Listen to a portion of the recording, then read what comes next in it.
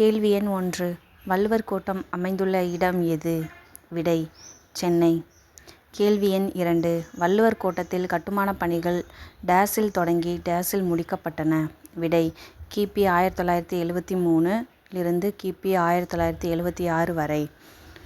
கேள்வி எண் 3. வள்ளுவர் கோட்டத்தின் அடிப்பகுதி எத்தனை அடி நீளமும் எத்தனை அடி அகலமும் உடையது?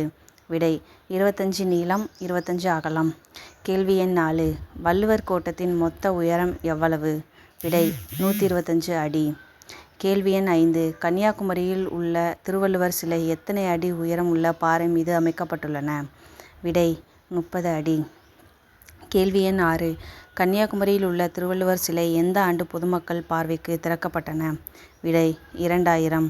கேள்வி எண் 7. கன்னியாகுமரியில் உள்ள திருவள்ளுவர் சிலை மொத்தம் எத்தனை அடி உயரம் கொண்டது? விடை: 133 அடி.